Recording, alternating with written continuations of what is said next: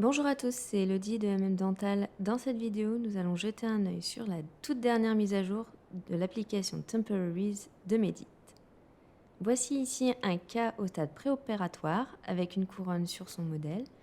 Je l'ai scanné à cette étape et vous pouvez apercevoir la base du scan si je retire le scan préopératoire.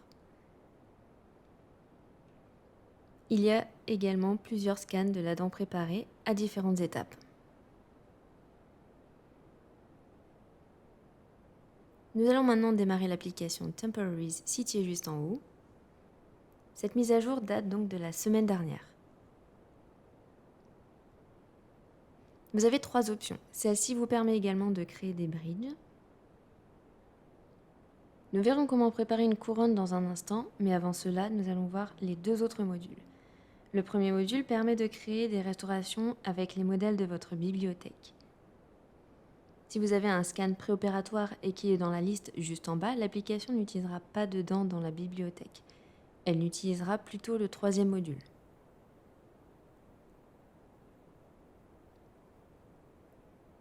Ce module utilise principalement la couronne préopératoire en place pour la nouvelle restauration. Ce que vous pouvez faire si vous ne voulez pas utiliser un modèle de la bibliothèque, c'est de prendre ce modèle et de le mettre en haut juste ici, puis cliquer sur confirmer. On va essayer de trouver la marge en cliquant juste à côté de la préparation, puis cliquer sur suivant. Vous pouvez voir qu'une dent de la bibliothèque apparaît sur le modèle. Vous pouvez faire des modifications à cette étape et ajuster les points de contact qui apparaissent en jaune. Pour que la couronne soit correctement en occlusion, faites pivoter légèrement la couronne jusqu'à ce que les points jaunes disparaissent.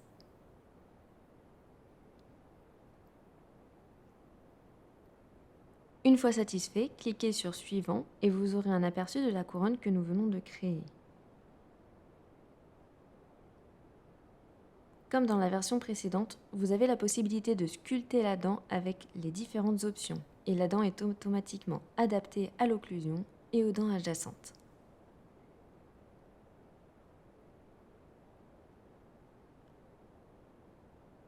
En cliquant sur le mode d'édition avancé, vous pouvez travailler sur la surface interne ou externe de la couronne. Passons maintenant au module suivant. La deuxième permet de créer une restauration de type eggshell à partir d'un scan préopératoire. Ici, tout ce que nous avons sont le scan préopératoire et l'antagoniste. Sélectionnez la dent en cliquant dessus, puis cliquez sur Suivant. La ligne de marge est déjà préparée sur la couronne actuelle. Puis, les données préopératoires sont copiées par-dessus. Avec le curseur, vous pouvez élargir ou rétrécir la ligne de marge. On passe à l'étape suivante.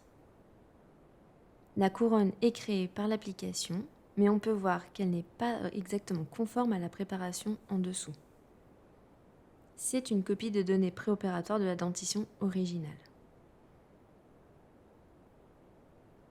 Ensuite, on clique sur l'encoche et le travail sera sauvegardé. Nous allons à présent voir le dernier module. Voici le 3e module, données préparées et données préopératoires. Vous avez donc le modèle préopératoire, la dent préparée et l'antagoniste. Si vous avez le modèle préopératoire pour la mandibulaire, vous pouvez le mettre ici. Comme tout à l'heure, sélectionnez la dent, puis passez à l'étape suivante. Cette fois-ci, nous allons définir la ligne de marge et je vais générer automatiquement en sélectionnant un point car la ligne est déjà assez nette. Et on passe à la suite. L'application va créer une couronne conforme à la préparation et va recopier la surface du scan précédent. Vous pouvez faire des ajustements en ajoutant ou en retirant du matériau, puis lisser. Comme nous avons vu précédemment, cliquez sur l'encoche bleue en bas à droite pour sauvegarder. Vous venez de voir les 3 options pour créer une couronne provisoire sur la dernière version de cette application Medit. Nous allons maintenant créer un bridge en utilisant les toutes nouvelles fonctionnalités.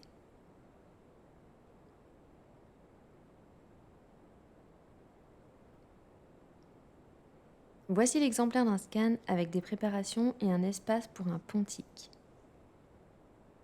Et on peut voir le résultat avec les données préopératoires avec le vieux bridge en place. Ouvrons l'application Temporaries. Tout est bon, je confirme. Dans ce module, ce sont les données préopératoires et les données de la dent préparée qui seront utilisées. En bas, vous pouvez voir le numéro de chaque dent sur lesquelles nous allons travailler. Il faut cliquer sur les dents correspondantes. Celle-ci sera la première. Cliquez dessus jusqu'à ce qu'elle devienne verte. On clique sur la dent suivante. Si une partie de la dent non désirée a été sélectionnée, il suffit de faire « Annuler ».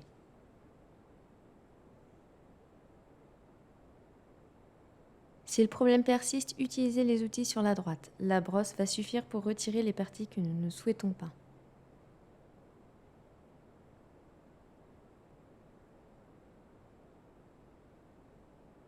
Le but est de retrouver une belle forme de dent.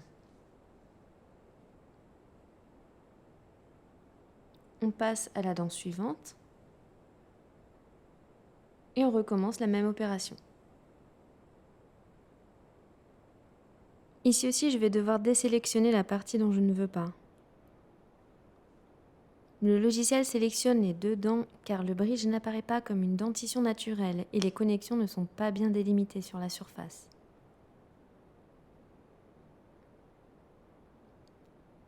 Là, ça devrait aller pour celle-ci. Et enfin, la dernière.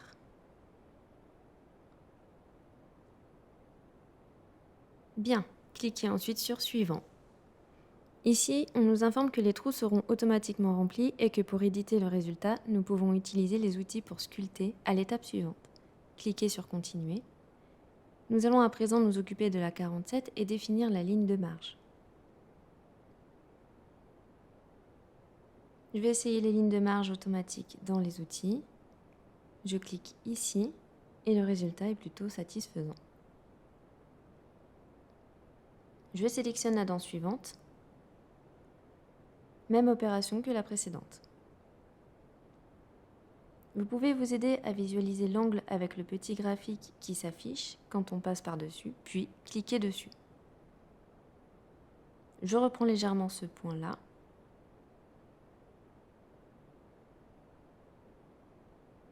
La 45 est le pontique, donc je sélectionne la 44. Et je fais la même chose. Celle-ci est un peu moins évidente. Essayons comme ça. Je l'ajuste un peu.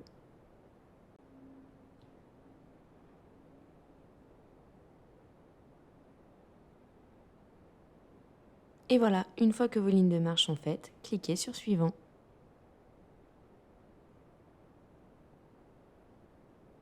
Je vais retourner en arrière car il semble que j'ai peint cette partie sur l'autre dent et elle n'est pas censée apparaître.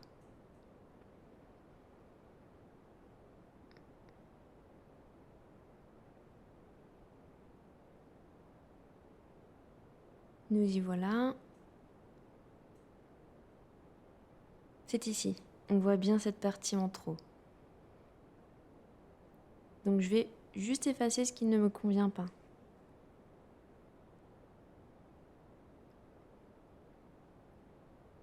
Tout paraît correct. Réessayons cette fois-ci.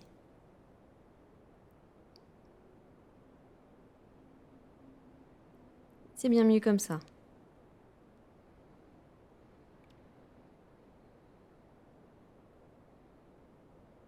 Je vais maintenant essayer d'ajuster au mieux ce bridge et on peut facilement changer la morphologie.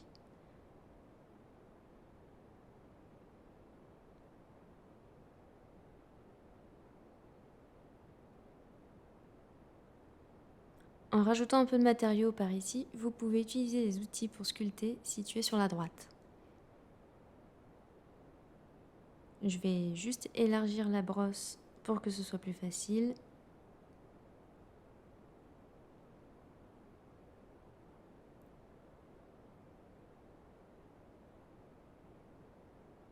ça paraît bon.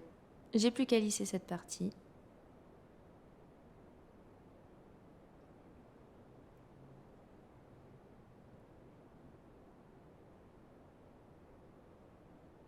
Bien entendu, vous pouvez retoucher les autres dents si besoin. Et on passe à l'étape suivante. L'application va générer le bridge avec les informations que nous venons de donner et à créer des connecteurs tout en l'adaptant automatiquement au tissu mou. Si parfois vous voyez la couronne traverser les données, ne vous inquiétez pas. Les données des tissus mous n'ont pas d'épaisseur ici, donc il peut arriver de voir au travers.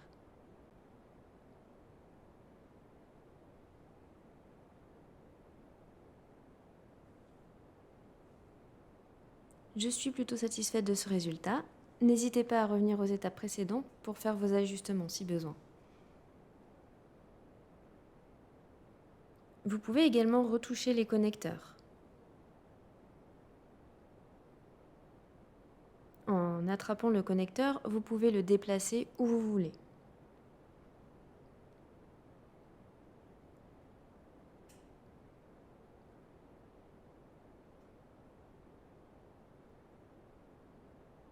Si vous êtes satisfait, il ne reste plus qu'à sauvegarder.